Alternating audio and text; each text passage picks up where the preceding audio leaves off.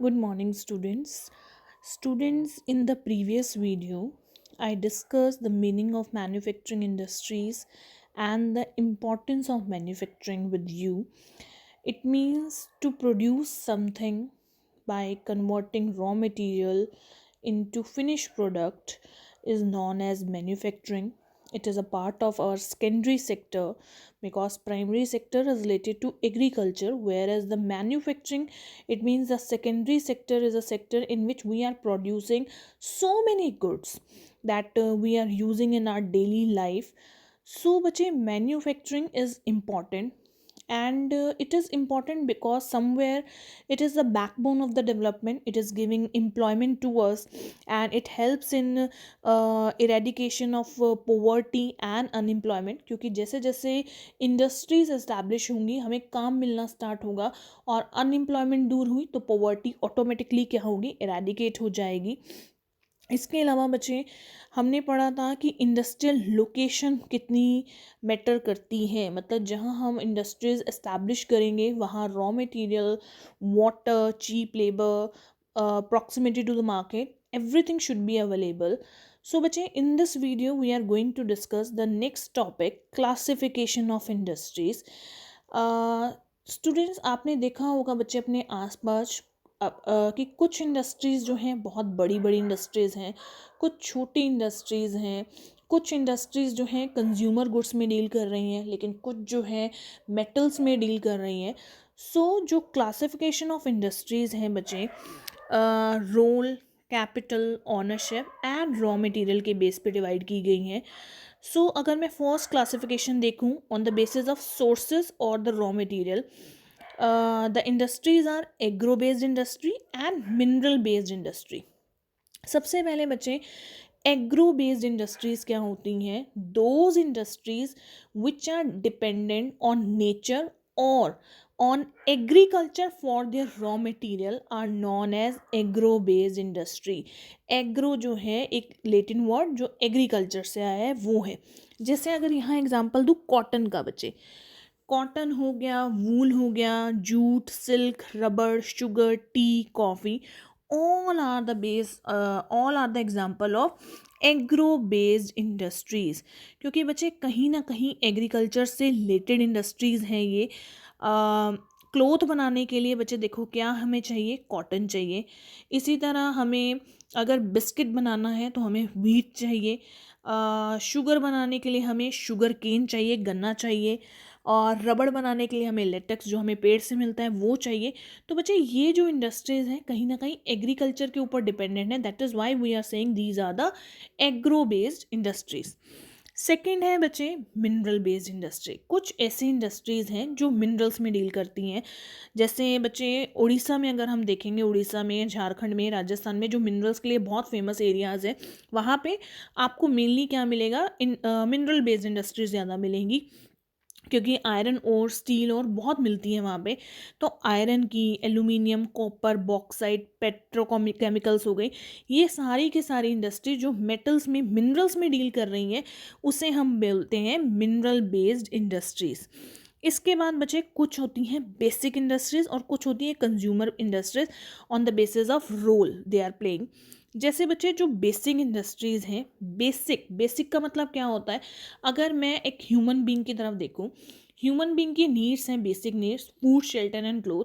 मतलब वो चीज़ तो हमें चाहिए ही चाहिए, उसके बगैर हम नहीं सर्वाइव कर सकते, without food, without shelter and without cloth. Similarly बच्चे अगर मैं इंडस्ट्रियल पॉइंट ऑफ से देखूं तो कुछ ऐसी इंडस्ट्रीज़ हैं जो देश का बेस बनाती हैं, देश की इकोनॉमी का बेस है, देश की जो हमारी अर्थव्यवस्था है उसके ऊपर डिपेंडेंट है.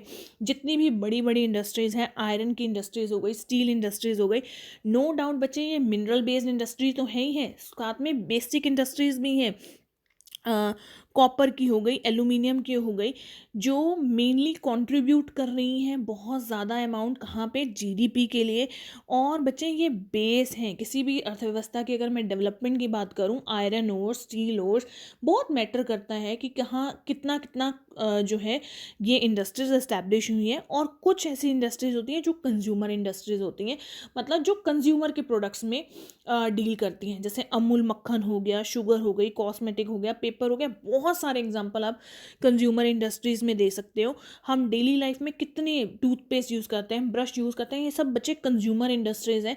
जो एक कंज्यूमर जो है मेनली जो है यूज़ करता है, वो इंडस्ट्रीज़ अगर वो बना रही हैं तो उसको बोलते हैं कंज्यूमर इंडस्ट्रीज़। कहीं ना कहीं बच्चे आप ये देखोगे ना, आप इन सब में कंफ्यूज होगे, स्पेशली कंज्यूमर इंडस्ट्री में। आप तो कहोगे फिर बच्चे कंज्यूमर तो आयरन भी यूज़ करता है, स्टील भी यूज़ करता है, तो उसको मिनरल में है, उसको बेसिक इंडस्ट्रीज़ में। बच्चे जो हमारे लिए कंपलसरी है, हमारे सर्वाइवल के लिए, मेनली हमारे सर्वाइवल के लिए खाने पीने की चीज़ें बहुत ज़्यादा मैटर करती हैं, तो इस वजह से वो जो इंडस्ट्रीज़ हैं वो कंज्यूमर में डाली गई हैं। लेकिन बेसिक इंडस्ट्रीज़ कौन है, जो मेनली इकोनॉमी के साथ जुड़ी हुई हैं। इसके अलावा बच्चे on the basis of capital V can divide the industry into two parts, small industries and the large industries. बच्चे स्मॉल इंडस्ट्रीज नेम से क्लियर हो गया, ऐसी इंडस्ट्रीज़ जहाँ पे इन्वेस्टमेंट जो है कम लगती है। मैंने आपको जब प्रोडक्शन के फैक्टर्स बताए थे तो मैंने आपको बताया था land, then labour, then capital. Capital बहुत इंपॉर्टेंट रोल प्ले करती है। अगर मुझे अपना बिजनेस या मुझे अपनी इंडस्ट्री सेटअप करनी है तो बच्चे ऐसा नहीं है कि हमेशा बड़ी बड़ी इंडस्ट्रीज इस्टेब्लिश होती हैं, छोटी छोटी इंडस्ट्रीज़ भी जहाँ इन्वेस्टमेंट कम लगती है वो इंडस्ट्रीज इस्टेब्लिश होती हैं। जैसे मैच मेकिंग हो गई, मैच बॉक्स जो हम बनाते हैं, हैंडीक्राफ्ट्स हो गए, टॉयज़ हो गई, प्लास्टिक हो गई, कंटेनर्स, अदर गुड्स, इन सब में थोड़ा कम इन्वेस्टमेंट होती है, तो इसे हम स्मॉल इंडस्ट्रीज़ कह रहे हैं। लेकिन अगर लार्ज इंडस्ट्रीज़ की बात करूँ जहाँ पैसा बहुत ज़्यादा लगता है तो वो सारी की सारी इंडस्ट्रीज़ जो हैं लार्ज इंडस्ट्रीज़ हैं। जैसे बच्चे जितनी भी मिनरल बेस्ड या बेसिक इंडस्ट्रीज़ हैं, आयरन स्टील हो गई, कॉपर हो गया, एल्यूमिनियम, वो बेसिक इंडस्ट्रीज़ तो है ही हैं, साथ में वो लार्ज इंडस्ट्रीज़ भी हैं क्योंकि यहाँ इन्वेस्टमेंट बहुत ज़्यादा लगेगी। सिमिलरली बच्चे टी एंड कॉफ़ी की अगर मैं बात करूँ, वो एग्रो बेस्ड इंडस्ट्रीज़ तो है ही है, लेकिन कहीं ना कहीं वो लार्ज इंडस्ट्री में भी आ रही है क्योंकि टी एंड कॉफ़ी जो है प्लांटेशन एग्रीकल्चर बेस्ड है। प्लांट्स को लेने में, फिर उनके प्लांट्स लगाने में, फिर लेबर को उसमें इन्वॉल्व करने में बहुत पैसा लगता है, तो ये लार्ज इंडस्ट्रीज़ भी हैं। यहाँ आपके एग्जाम्पल गिवन है कॉस्मेटिक, ड्रग्स, इलेक्ट्रॉनिक आइटम्स। इसके बाद बच्चे on the basis of ownership we can divide the industries into four parts: public, private, joint and then cooperatives। बच्चे पब्लिक सेक्टर, जैसे मैंने आपको बताया कि एक इंडस्ट्री जो है it may be under the control of the government और it may be under the complete control of the individual. कई बार ऐसा होता है कि गवर्नमेंट, ग्लोबलाइजेशन में मैंने आपको बताया था बच्चे कि गवर्नमेंट ही सारा पैसा लगाती है, ठीक है, इन्वेस्टमेंट भी करती है, और फिर जब प्रॉफिट आने लगता है तो गवर्नमेंट ही सब कुछ अपने अंडर रखती है।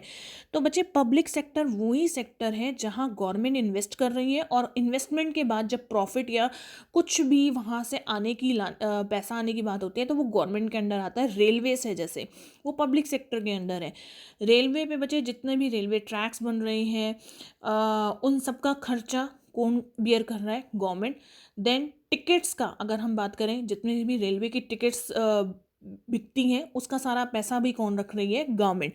यहाँ पे आपके एग्जांपल है बच्चे, जैसे सेल का एग्जांपल यहाँ गिवन है, बहुत अच्छा एग्जांपल है steel authority of India limited. आपने टिस्को सुना होगा, Tata iron and steel company. Tata iron and steel company क्या है? 1912 में एस्टैब्लिश हुई थी, प्राइवेट कंपनी है, ये प्राइवेट इंडस्ट्री है जो आयरन एंड स्टील में डील करती है। लेकिन बच्चे ऐसा नहीं है कि वो सिर्फ प्राइवेट वाले ही कामयाब है।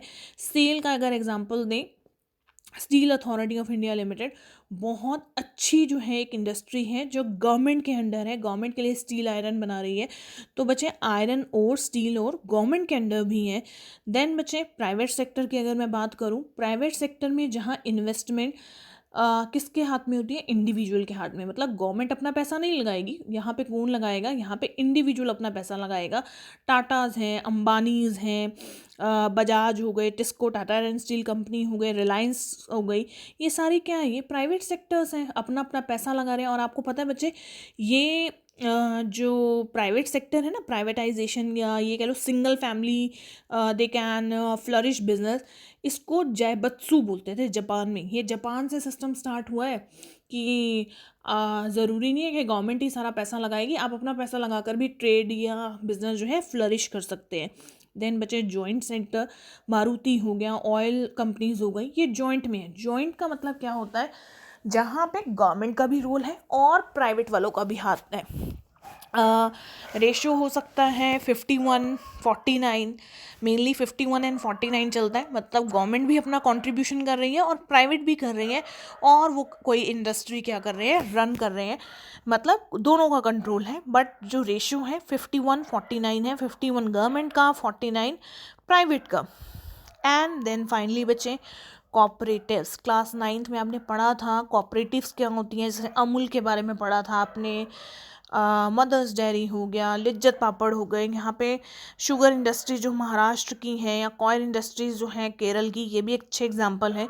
मुझे कॉपरेटिव्स मतलब कहीं ना कहीं वो सोसाइटी की कॉपरेशन की हेल्प से, मतलब सोसाइटी की हेल्प से भी रन हो रही है।